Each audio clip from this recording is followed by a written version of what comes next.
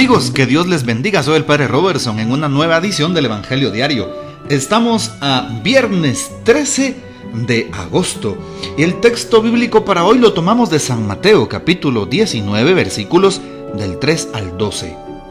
En aquel tiempo se acercaron a Jesús unos fariseos y le preguntaron para ponerle una trampa: ¿le está permitido al hombre divorciarse de su esposa por cualquier motivo? Jesús les respondió: ¿no han leído que el Creador desde un principio los hizo hombre y mujer? Y dijo: por eso el hombre dejará a su padre y a su madre para unirse a su mujer, y serán los dos una sola cosa. De modo que ya no son dos, sino una sola cosa. Así pues, lo que Dios ha unido, que no lo separe el hombre. Pero ellos replicaron: entonces, ¿por qué ordenó Moisés que el esposo le diera a la mujer un acta de separación cuando se divorcia de ella? Jesús les contestó: por la dureza de su corazón. Moisés les permitió divorciarse de sus esposas, pero al principio no fue así. Y yo les declaro que quien quiera que se divorcie de su esposa, salvo el caso de que vivan en unión ilegítima y se case con otra, comete adulterio. Y el que se case con la divorciada también comete adulterio. Entonces le dijeron sus discípulos: si esa es la situación del hombre con respecto a su mujer, no conviene casarse. Pero Jesús les dijo: no todos comprenden esta enseñanza, sino solo aquellos a quienes se les ha concedido. Pues hay hombres que desde su nacimiento son incapaces para el matrimonio. Otros han sido mutilados por los hombres, y hay otros que han renunciado al matrimonio por el reino de los cielos. Que lo comprenda aquel que pueda comprenderlo. Palabra del Señor, gloria a ti, Señor Jesús. Bueno, primero, analizar lo que dice San Mateo 19, un texto muy interesante, ¿verdad? Sobre el tema del matrimonio y su indisolubilidad. Ya hablaremos de eso más adelante. Hoy llama la atención cómo Jesús les está hablando a sus discípulos y también dentro del grupo hay unos fariseos. Los fariseos tratan de ponerlo a prueba y de hecho hoy la palabra dice, quieren tenderle una trampa y le hacen la pregunta entonces: ¿está permitido a un hombre divorciarse de su esposa por cualquier motivo? Quieren poner a Jesús a prueba de tal forma que esperan una respuesta que no vaya con la doctrina para acusarlo. Y evidentemente Jesús les da una respuesta que posiblemente no se esperaban y desde la palabra de Dios, claro está. Jesús aclara qué significa la palabra matrimonio, lo sagrado del matrimonio, el sacramento del matrimonio, así es. Es indispensable también reconocer que nosotros no debemos de poner a prueba a Dios o no poner a prueba a nuestro prójimo. Muchas veces hay personas que ponen trampas a los demás en su hablar, en su vestir, en su actuar, en su manera de expresarse. Importante es no perder el tiempo en esas cosas, sino más bien pedirle a Dios que nos ayude a vivir en el amor y desde el amor. Hoy entonces nos damos cuenta de eso. Terminamos el discurso eclesial del capítulo 18 de San Mateo. Siguen entonces una serie de recomendaciones que Jesús hace cuando va subiendo a Jerusalén. Así es.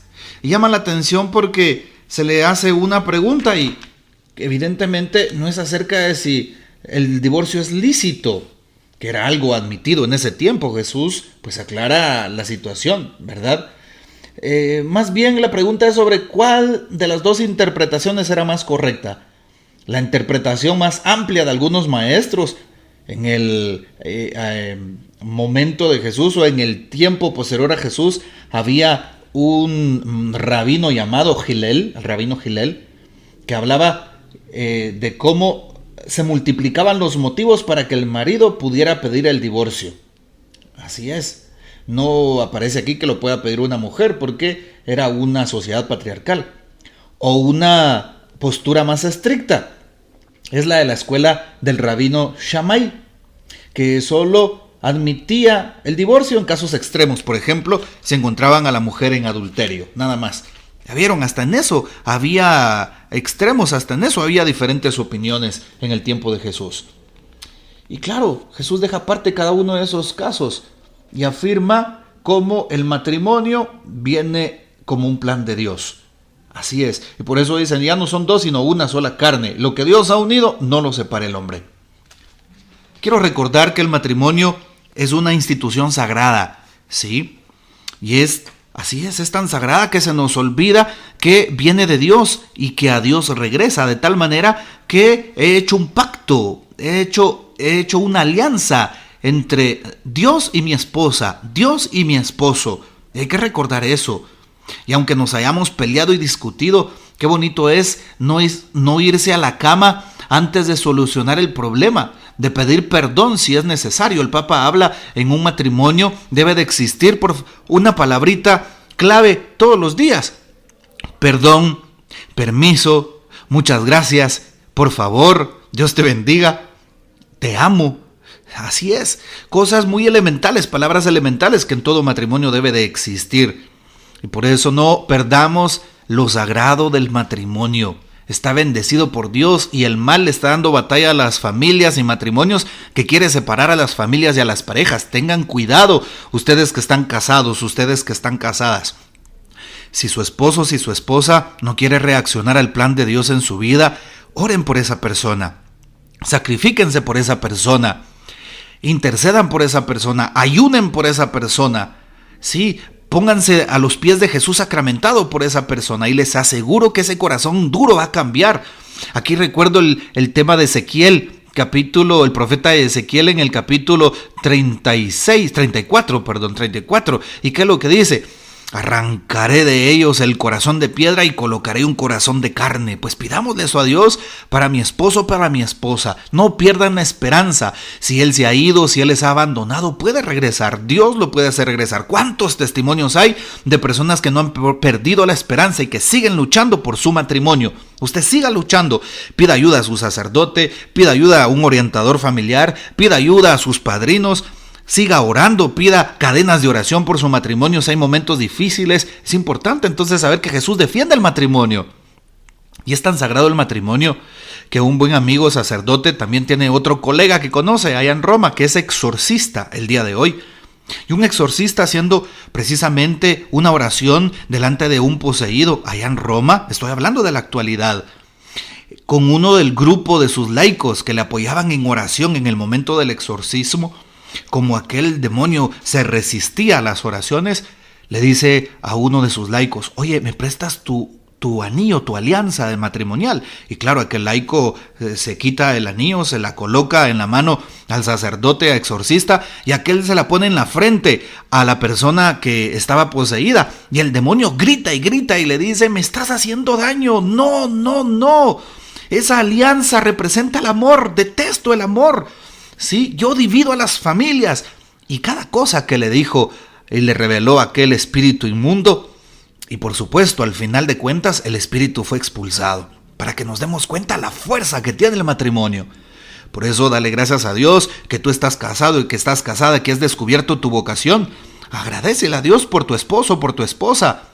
Ámala todos los días. Trata de regresar al primer amor, a tus primeras motivaciones. ¿Por qué te casaste? Y no olvides esos momentos, incluso en medio de los problemas y del trajín de cada día. Que no te venza la rutina, que no te venza el cansancio, que no te venza el desánimo, que no te venzan los problemas. Si tienes a Dios y juntos tienen al Señor, oran juntos, van a la iglesia juntos, definitivamente tendrán la oportunidad de crecer y de seguir adelante. Algo que dice también el Código de Derecho Canónico en el Canon 1055. ¿Cuáles son los fines del matrimonio? Y nos dice: está ordenado por su misma índole natural, primero al bien de los cónyuges, ¿sí? El amor.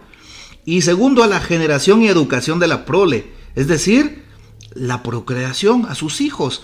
Esos dos son los fines del matrimonio. Y también tenemos aquí las propiedades del matrimonio en el Canon 1056. ¿Y qué es lo que dice? Las propiedades esenciales del matrimonio son la unidad y la indisolubilidad.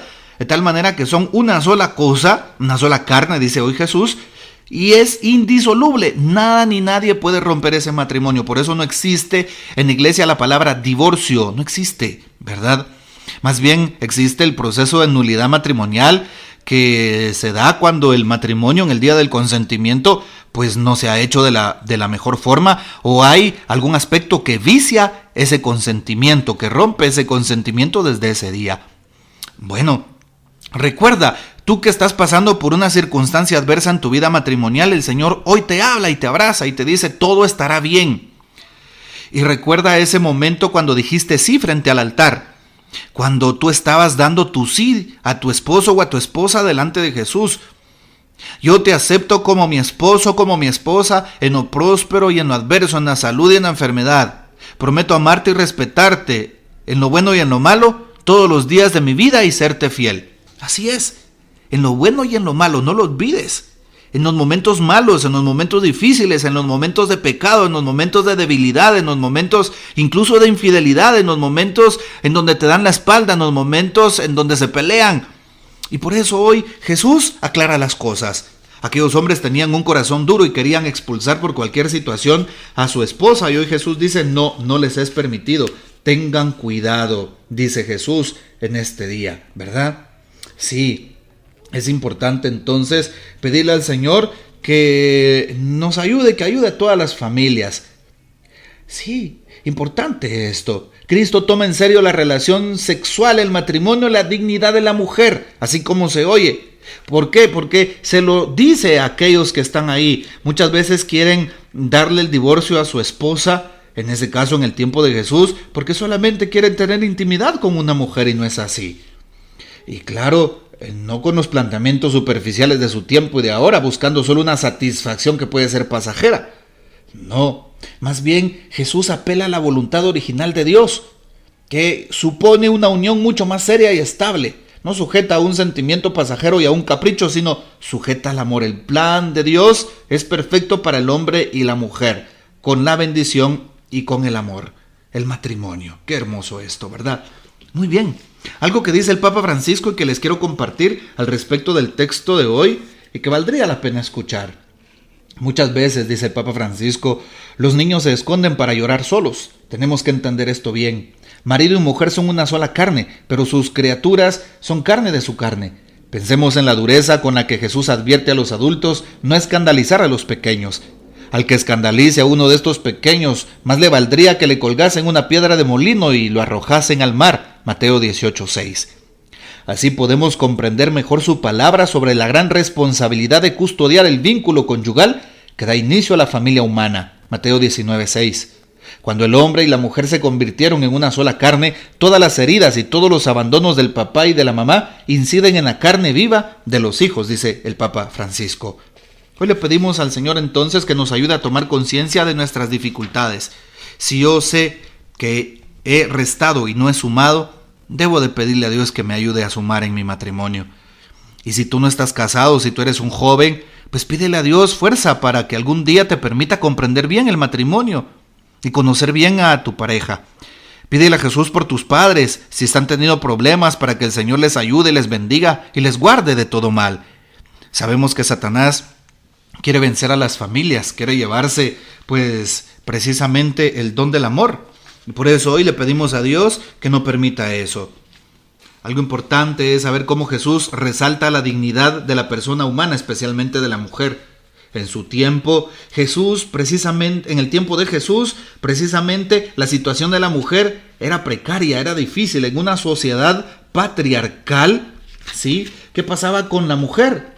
Era en todo inferior al varón, en la educación, en el culto religioso, en la misma familia, en diferentes circunstancias. También era un tabú el tema de hablar de las mujeres o permitirles votar o permitirles hablar con los demás.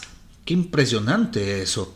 Por eso Jesús, al hablar del matrimonio, también resalta la dignidad de la mujer, la dignidad del hombre, porque el mal muchas veces puede llevar al hombre solo a fijarse en el plano sexual. No, o en otras apetencias. No, dice Jesús. Hoy más bien el Señor realza la dignidad de hombre y de mujer a la vez. Por eso le damos gracias a Dios al observar justamente el texto que hoy se nos presenta. Sí, pidámosle al Señor que nos ayude a valorar el don del matrimonio en una sociedad tan difícil. Valorar el don de la familia, el don de la vida en el matrimonio, el don de sus hijos. Y también, pues, a valorar pues aquellas vocaciones a la cual cada uno de nosotros ha sido llamado, ha sido convocado, ¿verdad? Y si todavía Dios no ha puesto a alguien en tu vida, no te preocupes, que eso no te robe la paz. Más bien hay personas que se ponen a pensar en el futuro o se quedan en su pasado sin ponerse a pensar en lo hermoso que Dios le regala en el hoy y no viven el hoy. Tratan de vivir en el futuro pensando qué va a pasar, pensando qué vendrá o pensando qué desear. No, vivamos el hoy. Jesús nos invita también a vivir el hoy y nos invita a darnos cuenta de lo hermoso que es descubrir la llamada a la vida matrimonial. Así que felicidades y bendiciones a todos los matrimonios. Que el Señor nos bendiga, nuestra Madre Santísima nos guarde y gocemos de la fiel custodia de San José. Hasta mañana.